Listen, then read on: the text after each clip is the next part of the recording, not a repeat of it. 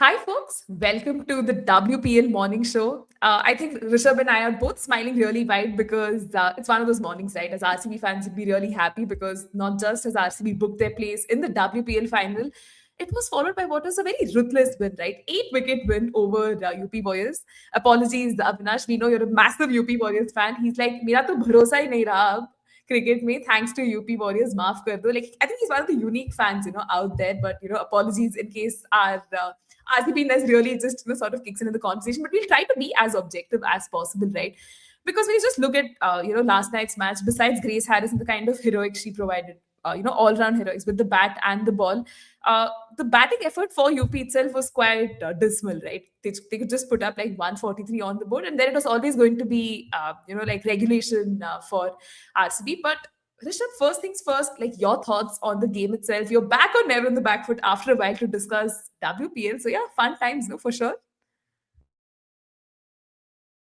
Yeah, for sure. I mean, always great to be back and never feels like I've gone away because I keep coming. You keep calling me rather that often, I'd say. So thanks for that. Yeah, but brilliant game if you are an RCB fan. All in all, I feel, especially after those two defeats, uh, it was important for them to come. Was important for them to come back. If you look from the team perspective, you don't want them to be going into an eliminator after having won five in a row after having that kind of season.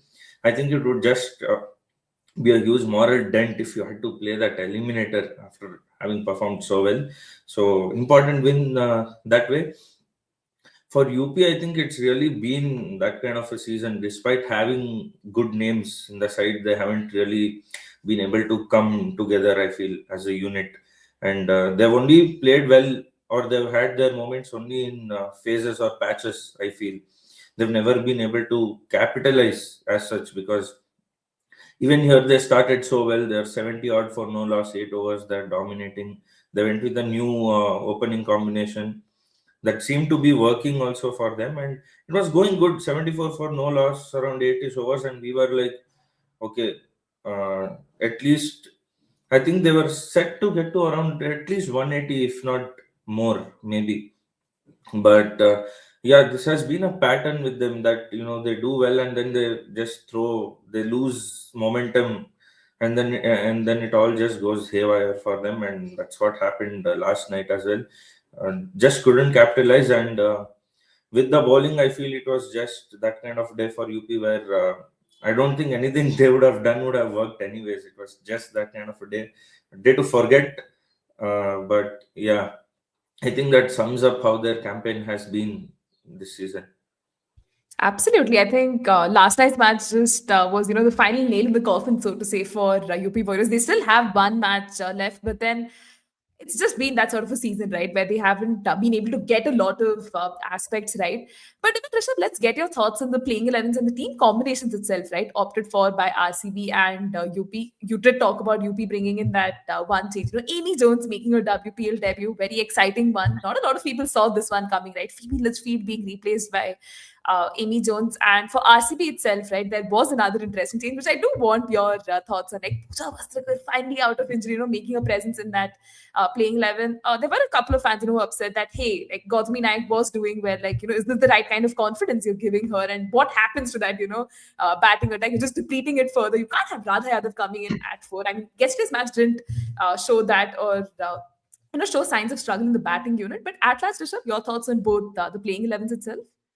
Yeah, I feel if they wanted to bring in Amy Jones, this should have been done a lot earlier, not at this stage, because there's a lot of pressure on the team itself overall because you are fighting for qualification and all of that. So that's just added pressure on a player who's coming into the 11 for the first time. And I mean, you would want to have someone like a Phoebe Litchfield who brings that experience in this kind of a game, irrespective of her form. You would want to have her. So a lot of moves by Abhishek Nair haven't been understood this season anyway. So, but yeah, I was a little surprised with RCB bringing in Pooja Vastrakar at this stage. I know they didn't have as much pressure as UP would have, but yeah, her coming in place for Gautami, I mean, Pooja didn't have a lot of role today, so I don't know, but I don't feel. I don't know if the move was really needed, honestly, because Gautam is done. She did well in that. She did really well in that one game with the bat. She's got some clarity of what's her role in the 11 now. So I don't think why would you want to. If you won, that's a different thing. But why would you want to disrupt? I'm not sure. And Pooja didn't even bowl. She's just come back. So we don't know what her role is going to be, where she's going to bat. Is she even going to bowl or not? She didn't bowl. Her batting wasn't tested. So I don't know. And now again, the interesting thing will be in that final: do they bring Gautami back, or do they stick to Pooja? I mean, experience wise, okay, Pooja Varsakar is a big name, but she hasn't played for a long time, and she is obviously going to be a bit rusty there. The fact that she didn't get enough game time either with the ball or bat in this game as well, so I really don't know how that may come off in the final. But interesting move otherwise. But I don't think even then it should harm the team the way they've been playing, because literally everyone has been contributing in some or the other way. So that should be okay as far as I don't think it's going to be a hamper the team as such. So that should be fine, I guess. Yeah, fair point there. And I think we have a valid question in the live chat as well. Shiv Prasad goes on to ask us that 1 week gap is good or bad before the big final. Now, again, in the case of UP Warriors, scheduling meant that they weren't playing for a really significant chunk of time. The last, you could see that there was a massive gap, right, from the last time they played to this one. But again, Rishabh, here for RCB too, right? This is a team that's still sort of finding its groove. Although, they've won a lot of matches, there are some chinks in the armor which definitely need to be addressed and did reflect in those two losses as well. But again, now winning and, there's going to be a big break, right? Will that be a dampener to the kind of momentum they have?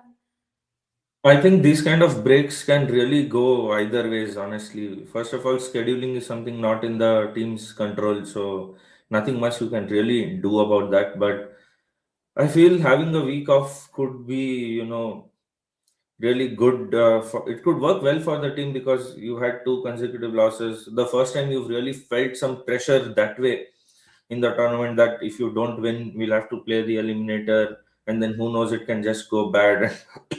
And all of that. Smriti kept telling as well in the post-match interview that we just kept telling ourselves one win away from final, one win away from final. That's what we've been telling for the last three games. She also mentioned we shouldn't take it too emotionally on ourselves. So I feel that is what they should look to do even in this 1 week. Take 2-3 days off, and they can just work on recovery, whatever, and then focus. And the good thing is it allows them to see and study which team they're going to face in the final. Alva. They can see the remaining games, how it's going, who's playing well, what are the areas they need to access. I think it's not the break, but I feel it's how you utilize the break rather. I'd say don't over prep as well, but then don't over stress as well. They've got to find that balance in between to even relax, take time off, reflect, but also make sure they keep themselves in touch. So, and I'm sure they'll know how to do all of that. All of these are professional guys anyway. So I don't think it should hoping at least that it is not doesn't prove to be bad, because the last time they did have a break, then they lost two games in a row. So I wouldn't want that to happen, but I feel it's a lot more different scenario. They'll have a lot more confidence and momentum this side, knowing that they've dominated and come through the final. They haven't had to fight for it. So that's a big morale boost. Just I hope they don't get too ahead of themselves. That's all we can say at this point. Yeah, I think again, as optimistic fans, we probably keep our fingers crossed that they don't get complacent or sort of over stress themselves, right? I think Smriti Mandhana again is an excellent captain, and that setup she's built, right, will be able to sort of maximize and hopefully make the most of this 1 week gap. Not really read too much into it, but the WPL itself, right, has turned out to be so interesting that even till like the final last two games of the league stage, we are still figuring out who are going to take the top spots. In all likelihood, Gujarat could be a team that could do it. Mumbai could do it. Delhi, UP, in all fairness, seems to be done and dusted with their campaign. So really, commiserations to that. But again, just Rishabh, pivoting back to this match itself. Now, this was the scenario, right? UP is what, 74 for no loss after 8.1 overs. A new opening duo in Meg Lanning and Deepti Sharma. You'd expect, right? Hey, This is again Deepti Sharma, who's had that experience of opening in the past, for India when she was very young. And to her credit, she actually did well, was complimenting Meg Lanning well at the other end. Now, from that point, UP Warriors just manages another 69 runs. They lose eight Yeah. wickets. Losing wickets in clumps is never a good situation, right? Again, what do you think changed tactically, right? A lot can be attributed to Nadine Klerk bowling well, Grace Harris also, being introduced into the bowling attack. But where do you think UP sort of lost the plot? I think they should have really carried the momentum after the kind of start that they got. But I also feel credit to Nadine Declerc really because of the variations that she got in. She was using a lot more of the scrambled seam, taking that pace off, and most importantly, she was bowling. She was bowling on the wickets. She always kept the stumps in play. That wicket to wicket line. I think that is something that really helped. And the slower ones, the cutters, that really made it hard, for the batters to. They weren't giving them enough room to play their strokes once that phase was done. I feel so. She really held them and she pulled them back. She kept it very tight, and Grace Harris was just a boon in addition. I feel. I wouldn't have expected her to bowl. I was surprised that why she hasn't bowled still in this tournament so far. I've seen her bowling in the BBL, picking wickets as well. Why not? I feel even in those two games, somewhere she could have been used, when things weren't going well. But anyway, good that she got to bowl. She also, and the important thing is they chipped in with important wickets at that time. They didn't let maybe another 20, 30, 30, 40 run partnership, and they could have gotten a few more runs, or it could have been different. But that's the thing, when the momentum shifts, it's then about how you really hold on to it and keep chipping away. That's what RCB did. They kept taking wickets away, and I feel Deepti got stranded at one end after a point. She didn't get support, as much support from the other end, because for someone who's opening the batting, you'd expect them to cover up or have a lot better strike rate or finish well towards the end, but didn't happen for Deepti that way. Also because there were a lot of wickets going at the other end. I think she was caught whether to attack or save her wicket or just bat till the end. I don't know. It can get very tricky that way at times, and then just wickets going from the other end, the bowlers catching momentum, and sticking to those hard lengths and not giving room at all, using the variations well, like I said. So then the bowlers just completely dominated, and it just went completely down from there for UP. 74 for no loss and finishing for 140. As a bowling unit, you take that any day. You will happily take that any day. Brilliant effort to pull things back from there, I'd say. Yeah, because things really did, go from bad to worse for UP Warriors. And here's where you probably again doff your hat, right, to RCB's bowling effort through the season. It's not just Lauren Bell, but the rest of the bowling unit too, right, has stood up and delivered when the team most needed it. And I think we'll probably even take unknown nobody's question here. They go on to ask us what went wrong with UP this season: underutilization of resources, or missing power hitters, or out of form players. Probably I'll start off with this by telling that the entire strategy itself, right, that UP went in with, they just had Shweta Sehrawat as their retention. Now, a lot of us thought this was going to be a positive move, right? That, hey, this is a young player, we really trust in her, and the auction strategy will revolve around her. But her utilization, right, in the playing 11 has just been abysmal. You cannot use a top order batter at 6, 7, and then, just make her the keeper as well, right? It's really like not optimal utilization of your resources itself. And I think a lot of us were happy with the kind of purchases that they did end up making in the auction. But then I think again, this is probably a mix of all of the factors that they've already mentioned here, right? Like even Sophie Eccleston, Deepti Sharma, all of them have had very like mid seasons, right? By their standards. Meg Lanning herself is finding her feet, working with a new coach like Abhishek Nair, who himself has never coached a women's team before, right? So I think it's just like a mix of all of these factors that hasn't worked out well, to be like very brief. Rishabh, over to you. Like, do you have thoughts on this issue? Yeah, I feel if you look on paper, UP do have a lot of good names in their side, like we've already spoken. Meg Lanning, Deepti, Harleen, Sophie Ecclestone. All of these are experienced players who've done well in the past. I just feel even at an individual level, all of them haven't clicked as they should have, like you told. And that's affected the team composition overall as well. They haven't been able to come together as a team. Really, they've done individually well in patches like Medlaning did today, yesterday. Deepti also batted well, but with the ball, she hasn't been much among the wickets. Sophie Eccleston also hasn't had that kind of impact that we would expect from her. And then they haven't utilized their resources well, as it's already mentioned. You can't have someone who bats in the top coming and batting lower down the order. So that role clarification and understanding of who's capable of doing good at what role is really key. And I feel there has been some unrest in the camp as well overall in that UP camp, even with the whole hurling thing, being called out, retired, hurt, and all of that. So I think there has been some lack in strategy as well that way. So resources haven't been used well. Players haven't performed as expected, or they haven't had that kind of impact. And I think even Abhishek Nair there is trying to really figure things out because he's coaching for the first time. So they're all trying to put things in place properly. So I feel we have to cut them some slack that they could have always had this kind of a season trying to put things together. It can either click really well for you, or it can happen how it has happened for them. So I feel they should be a lot better coming into the next season, knowing the kind of resources they have, and where they could have utilized them better and what they could have done better, because they have a good team on paper. It's not like there's a bad team. The experience of Shika Pandey also didn't pay off as expected for them with the ball. But yeah, I feel they might have to bring in, some players there, or bring in some changes. They need an out and out or a gun pacer like Lauren Bell, for RCB, for example, because Shika Pandey is not in her, she's past her prime, doesn't have as much pace for someone at the top with the ball. So I feel few things to ponder upon for them there. But if they can get the pieces right, they can do a lot better the next season, even with the current squad that they have.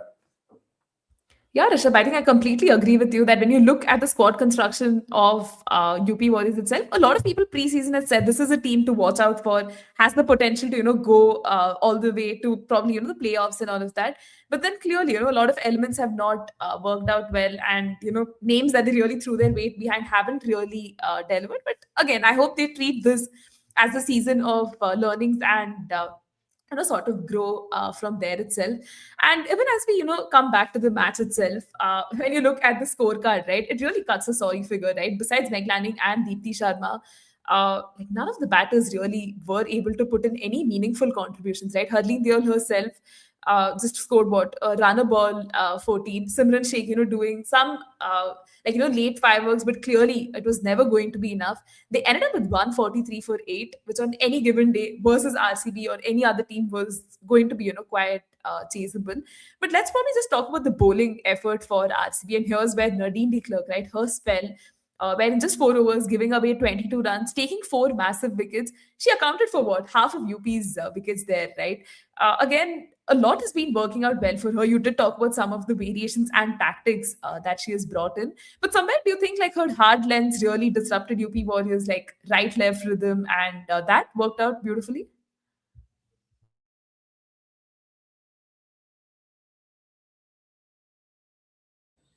As I mentioned before, she really stuck to those hard lengths, and she went bold wicket to wicket. She always kept the stumps in play. If you look at the dismissals as well, there's the stumps are always in play. So it's just sticking to the basics. I think that she did really well. She did not give them a lot of room as well, and she made it. She easy runs. So then that pressure always gets to you, and when you're sticking to your basics as a bowler, then it's always you miss, I hit, and that really worked well for Nadine. Very smart with her approach with the ball. She was very clear. She knew what she had to do. She stuck to her plans and kept it very simple, and that's what often works. And credit to her for even keeping it that simple. Because when 74 odd for no loss 8 overs, you have a lot of thoughts running in your mind. You probably tend to try something different, or you get tempted to try something different. But that's the good part that she didn't do, and it evidently paid off. Yeah, and we Yeah, continue to we hope, continue to hope, performances.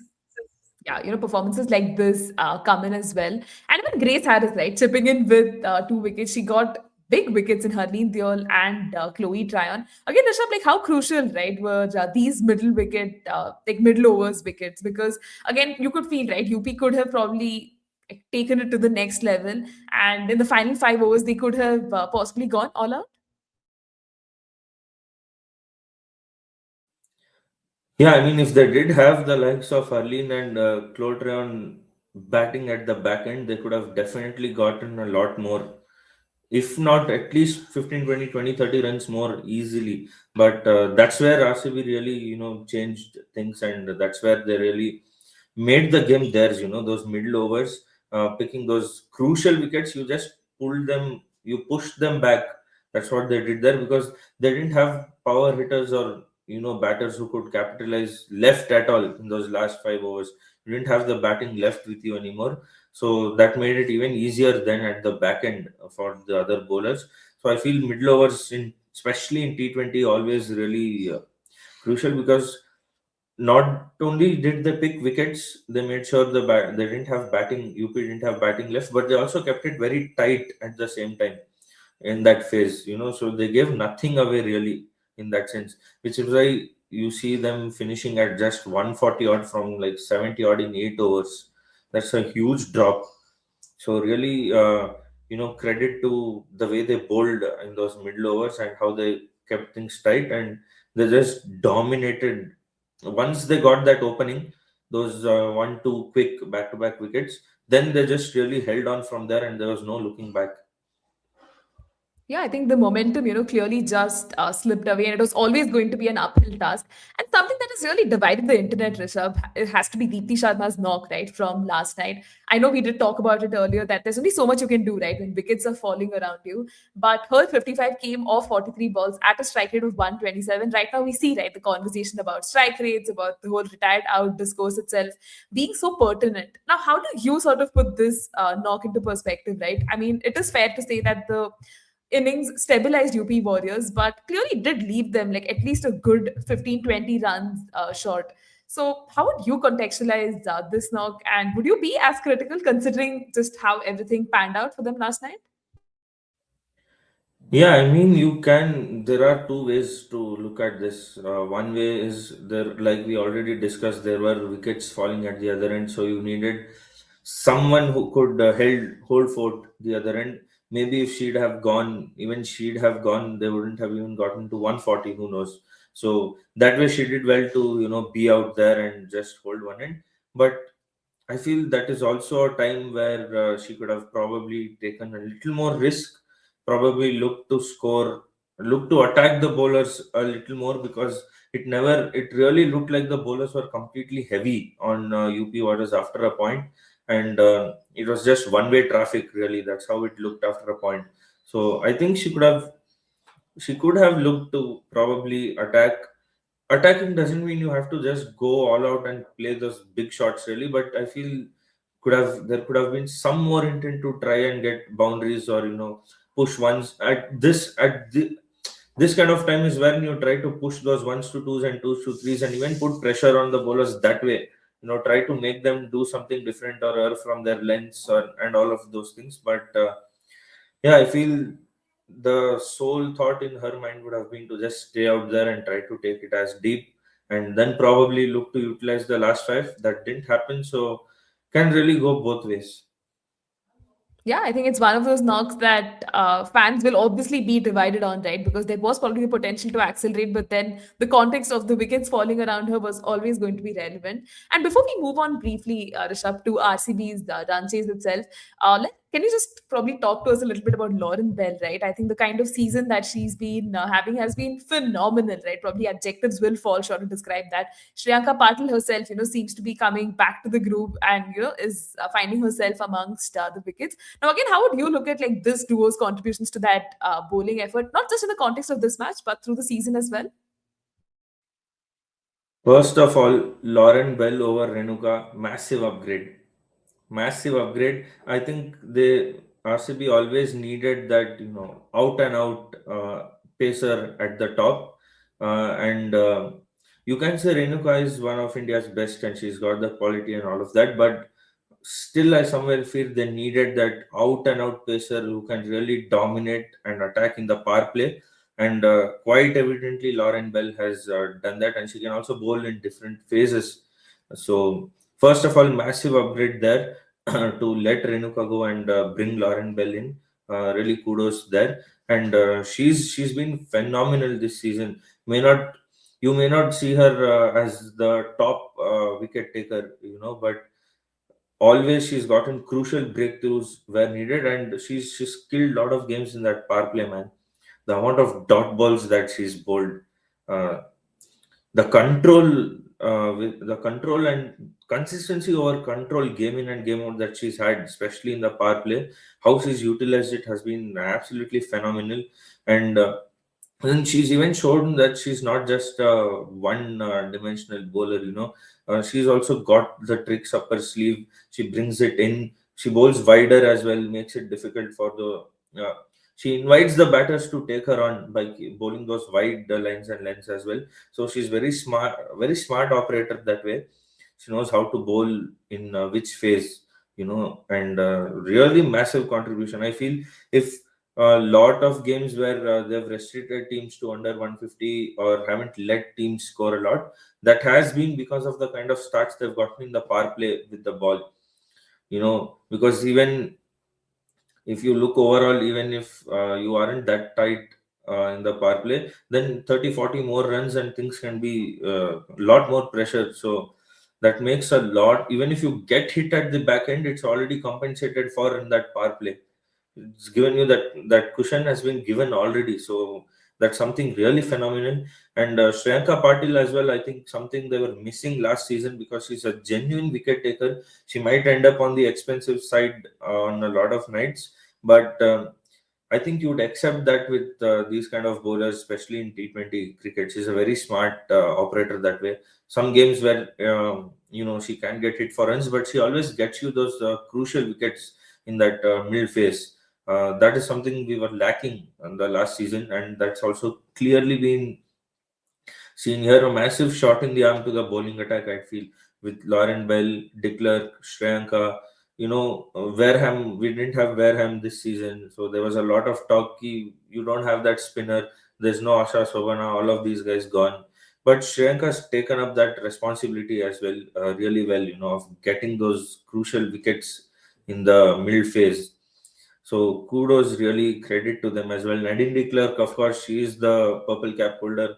Her contribution top notch, but I think the bowling has done really well as a unit this season. Even this RCB women's team is again known for power packed batting and all of that, but similar to the men's team in 2025, very similar pattern. It's the bowling that has really been the key, and that is why they are so comfortably placed here in the final, and that's where the won games. Bowling wins you championships, and they're showing it once again. Clear same patterns. The bowling as a unit has been brilliant this season, and that's really made the difference, I feel. Yeah, all valid points there, because when you just look at last night's match itself, right? UP scored just 37 runs between overs 11 to 16, and they lost 3 wickets in that phase. So, besides it just being a case of them losing wickets, it was also RCB being extremely economical as well, right? Fair to say, again, it was a bowling choke from RCB, and also a failure of intent and boundary scoring from UP Warriors, something they would look to rectify, going ahead as well. And Rishabh, just again, like pivoting the conversation onto RCB's run chase. I mean, it's impossible not to talk about that opening partnership, right? For RCB, 55 balls, 108 runs. I mean, it pretty much effectively ended the contest itself, right? A great chunk of that credit, goes to Grace Harris.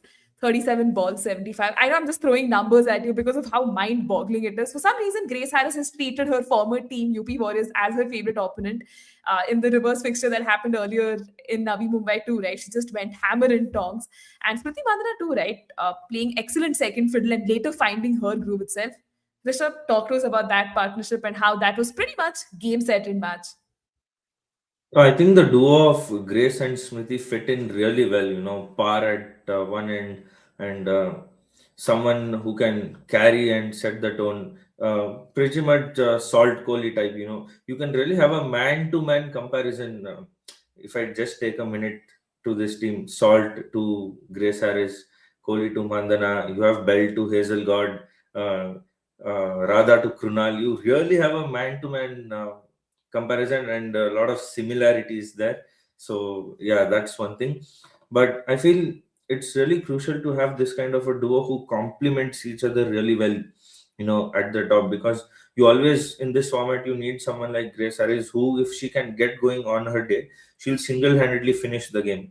She's done that. She's shown us that, and then everybody just tends to do well around her because so much pressure is taken off. So you can open up and bat with a lot more freedom that way.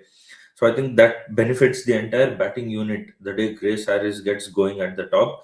But a lot of us talk about her muscles and her power hitting, and she hits the big shots and all of that. But if you've really observed last night, the one thing that really I liked or really special about her batting is when she attacked and took charge in the power play, you could see she wasn't going aerial. She wasn't just looking to hit those big shots. She accessed the gaps and got those boundaries on the offside, the cuts and the drives that she played through the covers. She accessed the gaps really well. Very risk-free cricket, least risk, maximum reward. That is what that was really impressive. She didn't look to just go aerial and play the big shots, although she can easily clear any boundary. But I think that was something, that awareness and understanding of the game, how you have to get your boundaries, and how she accessed all parts. She got boundaries on the leg side as well, the offside as well. She went down the ground as well. She covered all areas of the ground. So I feel that uh, it was really, really pleasing to watch that way. And Smriti, of course, happy to play second fiddle, but she also ended up with 50 something of 26 odd balls. So it's not like, even though she played second fiddle, she's not played slow. She also kept the momentum. She was also playing her cuts and getting the boundaries as and when in between, when the opportunity it was there for the taking, she got the boundaries as well. So that again takes pressure off Grace as well on the other end. So compliments really well. And when you understand your role, that is when it becomes very important. That way she knows when Grace is going well, happy to take the single, get on the other side, give her the strike, and then she knows when she's got to accelerate as well once Grace is gone, or once both of them are charging from both ends. So that has really worked well for them, and they just killed with that opening stand. They just took the game away in that first six as well. So very, very brilliantly they constructed the chase really well, I'd say. Absolutely, because just taking a moment to talk about Grace Harris itself, right? She reached her 50 of just 28 balls. She struck at a crazy strike rate of 202.7. Her boundary percentage was what, 15 boundaries in, those 75 runs that came in. She really took on the UP bowlers, right? Especially Kranti Gaud, who went for those 20 runs later, Asha Chopra, and so many other bowlers. Smriti Mandhana, too, right? Her 50 came in 26 balls. Also, a very slow start. She was able to find her groove and rhythm, which is always great signs. And her ability to be able to shift gears, right? There was like a brief moment of panic where Georgia ball was dismissed, and we felt, hey, it's the target is almost there, but could RCB really botched up? But then obviously, having Smriti there was largely helpful. And Rishabh, one last thing too, right? I mean, RCB finished the chase in 13.1 overs, 41 balls to spare. At this point, you didn't need like a net run rate boost, but then RCB, went ahead and made their place in the finals, solid. Now, again, like just this opening duo, the power play pairing itself, the kind of tempo and the way they're able to complement each other really well, right? Like, what does it say to you about RCB ceiling, right, heading into the final? I know we spoke about the break being there still, and RCB's batting still looking a little sketchy, but do you still reckon like the opening duo will set the tone, and that should keep RCB in good stead? 100%. I think it was really important for Grace Harris to, find her mojo back and get back to form before that final, because she did have a couple of 2, 3 off games in between. But that's also something that comes with these kind of batters in T20 cricket. Like I said, the day they get going, they completely take the game away. So you've got to give them that. But really important for herself and the team that she's gotten back into form right before the final. Runs are coming off Smriti's blade as well. That is again a good positive. Both the batters are looking in a really good headspace. They're enjoying their batting from what you can see. Especially Grace, such a treat to watch. She more than us fans, she enjoys her own shots after playing them. Shows she's in a really good space that way, and I feel it will rub off on the entire batting. That way, and the another positive really has been this season that. Even if the top order, let's say, does fail to score, the other batters have shown that resistance. Radha Yadav, Gautami in between, Richard's there. They've shown that they can absorb that pressure. Nadine Klerk herself. So there is some potential in that batting beyond the top two as well, in case they do not do well, or let's say one of them does not end up having a good night. They still have people who can carry the batting. They've done reasonably well, so that would also be a big confidence, would give them real confidence and belief, going into that final. Yeah, definitely. And again, just casting our thoughts and mind over to UP Warriors and their bowling effort itself, right? I mean, none of the bowlers went below 7 runs. Kranti Gowda especially faced the brunt of Grace Harris, who was just being relentless. Shika Pandey herself went for almost 9 and over. Deepti Sharma too, right, had one of those off days, and each of the bowlers, Asha Shobna too, right, didn't have the best nights. Chloe Tryon and all of them. Again, Rishabh, if you had to look at UP Warriors bowling attack, and again, it's just one of those days, right, where Grace Harris goes berserk, the rest of the bowling just ends up like giving up. I really feel it was that kind of night where they couldn't have done a lot. We spoke about this before as well. Like anything they tried maybe would not have worked given the kind of flow Grace really was in, and Smriti complimenting her as well at the other end. So I don't feel a lot they could have done. The only way, if they'd gotten a couple of wickets in the first 2 overs, maybe they could have tried to build some pressure. But once that didn't happen, it was killed in the power play as well, and then it was like they were just playing catch up the whole time. They were really trying a lot of things, but just that kind of day where it didn't come off because the batters were doing phenomenally great, and they were just dominating. And like I said, risk free cricket is what they were playing. They weren't, even if the shots that they played aerial were all clean hits and risk free hits. So even from the batters end as well, they didn't give anything to the bowlers. That one bad shot or that one miss up where you can get a wicket. Nothing.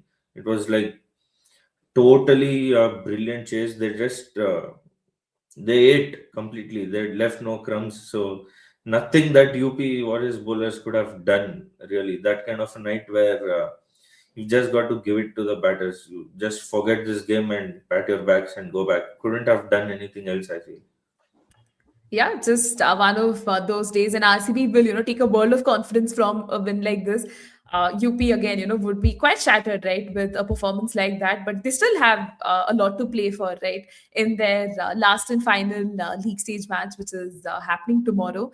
But Rishabh, let's take a few comments from our live chat itself, where I think this comment did mention that in the post-match press conference, Anya Shrapsul has spoken on Pooja and said that she's in that middle order as a batter, as there are a lot of bowling options. She wouldn't be bowling unless RCB is in a very bad position in the final. Only then she might.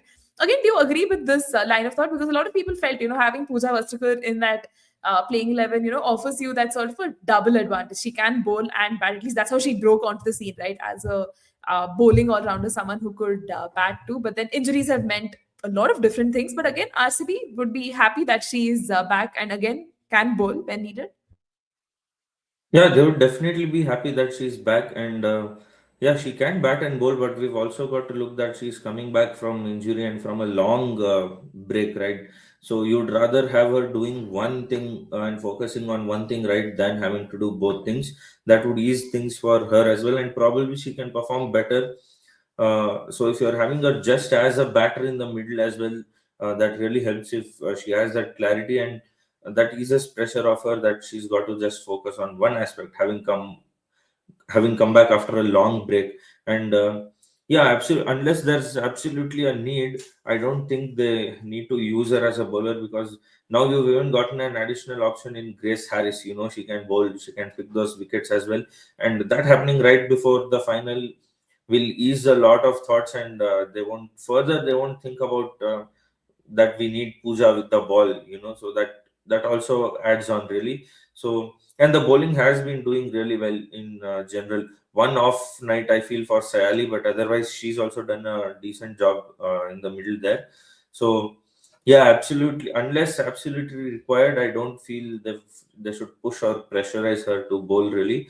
Not really needed. So even if she's there just as a batter, well and good, I feel in the side. Yeah, and I think it'll be very interesting to see what's the final playing 11 combination that RCB opts for, right, in the final as well. There were calls for, having someone like a Prema Rawat come in as well for Saili Sadgare, but then what would that mean for, the pace bowling side of things? And a lot would hinge on, Lauren Bell and Nadine Klerk. But Rishabh, again, before we move on to like one last bit in our conversation where we sort of preview, tomorrow, like tonight's match, what would the ideal RCB playing 11 look like for you in that final? I think they've got to stick to the same 11. There's no real need for you to change things that have been working, especially going into the final. The game before that, you had such a dominating win, and everyone's done well. Grace Harris, Smriti, Nadine, Bell, Shreyank also bowled well. When all of them have done well, I don't see why there's a need to make any change. Even you might question, a lot of them might question Pooja Vasrakar again, and someone else coming back in for her who's played through the season. But if they feel confident of going with her, then they should go ahead with it. I don't really see any. I don't think it's required to make any changes. I probably think they're going to feel the same level. Yeah, I think why fix something that ain't broken could be RCB's mantra and philosophy as they head into the final. And Sachin, actually a friend of our podcast and someone who was our guest too on the WPL Morning Show, goes on to say 11 seasons, 4 teams, 0 trophies. Meg Lanning not winning a T20 league trophy as captain is cricketing heritage, right? It's probably it's the blind spot that a legend like her is allowed to have. But Rishabh, again here to sort of look at it very critically, a lot can be attributed to the kind of teams that Meg Lanning has been a part of, right? Like with Delhi Capitals, she was there. Then with UP Warriors this time around in the WPBL as well, for the Melbourne Stars. I mean, there's only so much you can do, right? Like single-handedly. But if the team around you is like not in sync, things always get a little complicated. Very unfortunate with Delhi Capitals, I'd say. Three finals and you haven't won even once. So also the luck factor, I feel, because you have been doing something good or something right. That's why you are playing three finals. You wouldn't have played three finals otherwise.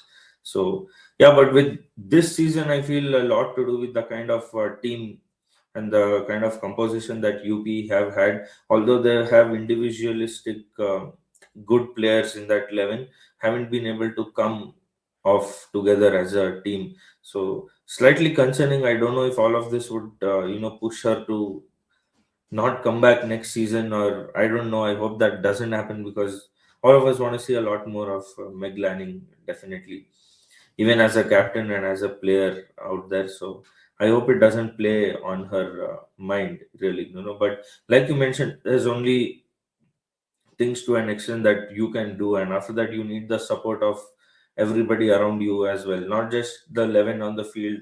The support staff, management, all the strategizing, all of it has to fall in place. So I feel lot of things to ponder and reflect upon for UP, and even for Meg Lanning as a captain, that where things haven't gone right for the team. Hopefully they come back and she comes back better next season, and I hope this doesn't play on her mind and we see her not coming back next year. Yeah, the WPL would definitely be poorer, without her presence. We're so used to seeing her be a part of the setup, right, in some shape, form, and capacity that it's nice. Sachin also goes on to add that to be fair to Lanning, DC have, been only the strong team that, she was part of. Hope she comes back next season as well, even if it's just as a player, right? Yeah, in all likelihood she's not, on the wrong side of her 30s, that we'd be like, yeah, probably next season she's coming in as a mentor or so. And she's a player who's been in that sort of form, right? In the WBBL. We've seen it in domestic cricket as well, right? Playing for Victoria in the WNCL. Like, she does step up every single time. So again, we're keeping our fingers crossed that Meg Lanning continues to mark her attendance in the WPL. But Rishabh, one last bit of formality is tonight, we have Mumbai Indians take on Gujarat Giants. And it's going to be quite the interesting match, right? Because I think we had this comment coming in earlier that said, Jeetegi to Mumbai hi kuch bhi kar lo. I think the KER was like a wordplay on like Amelia Kerr. I'm guessing it could have been that. But Rishabh, yeah, over to you. Like, what's your preview looking like for this very exciting match? Mumbai has been a team that's been slightly off color this season. They've, been defeated twice by UP Warriors, which is like ridiculous when you think about it. And the fact that they're still in contention for the playoffs, and a lot of people, trust them to sort of go all the way. I think as fans, we wouldn't complain if there's a RCB Mumbai final as well. But yeah, where do you stand on this? Excited for tonight's match? Yeah, it's going to be a big game because all the talk around Mumbai, they haven't been as fluent as they usually are. But then they're always a side that comes back really well. And when it comes to crucial moments or clutch situations, they know how to win and how to do well. That's been their history. So something similar you can expect from them tonight as well. The good thing is they've put behind three consecutive losses and they're coming with a win in their last game against a team that is now playing the final also. So should give them some confidence mentally as well. But the Giants as well, they've won. The Giants as well, they've won two consecutive games. They're also coming with momentum on their side. So, two teams coming with wins on their backs. So, it's really going to be it's going to be a tight battle, I feel. And it give us a lot of clarity as to which is going to be the second team that's going through. I feel if GG win today, they're pretty much through with 10 points. I don't think any other team can get to 10 from this point. So for Mumbai, they have to win. I think a lot more pressure on Mumbai that way because there's also Delhi who can win another game and get to 8. So if Mumbai lose today, they also stay. If Mumbai lose today, they're anyways out, I feel, because then Delhi come above them. So Mumbai have to win today to come up to 8, and then hope that Delhi also doesn't win, because if Delhi also wins and comes up to 8, then it gets down to net run rate and all of that. So lot more pressure on Mumbai, I feel that way, because even if Gujarat lose and they do stay at 8, then it comes down to net run rate for them, but they have a slight cushioning in that sense, I would say. But if Mumbai lose, it's done and dusted for them tonight. So I feel a lot more pressure that way on them, because they have the pressure of Delhi sitting right behind them with the same number of points and a game to go. They cannot afford to lose at all tonight. So it'll be interesting to see how they are going to handle. This is pretty much a knockout game only for them, and they've done well usually in knockouts. So all depends on the team that handles the pressure. Really comes down to that. The team that handles pressure better is going to walk off victorious tonight, uh, because there's not much to separate both teams that way. Both of them have had decent campaign that way. Both of them are coming off wins, so they do have confidence on their back. So it's going to be very contest of margins, I'd say that way. Yeah, all in all, I think we are in for an absolute blockbuster of a match, right? Because I think this is something I've already mentioned on the podcast itself, that Gujarat is giving me eerie signs of, how like Team India performed at the Women's ODI World Cup, right? Where they had those losses in between, and suddenly this was the team, that started peaking. And Gujarat is really giving signs of that. So again, it's going to be very fascinating to see if they can continue that winning run.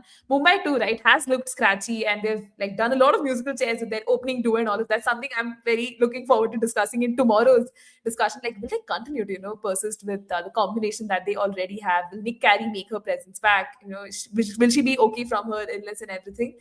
And even the fact that there's just like two matches left, and we still have like spots up for grabs. The race to the playoffs, is always an interesting scenario. And even when you were discussing, right, all the permutations and combinations, it was just like, finally, as RCB fans, we don't have to take out our calculators. The other teams are, pretty much doing it. So a relief in that sense. But yeah, folks, that also pretty much does conclude our discussion. Thank you so much for joining us and spamming the live chat with a lot of comments. We will keep doing this through the rest of the WPL season as well. I'm a little sad that there's just like 2 league matches left, and after that just the knockout match and the finals. But so far, the season has been really good. And thanks, Rishab, for joining me. And we will continue this collaboration for the next couple of matches as well. And yeah, folks, that's all for now. Take care. See you tomorrow. Bye for now.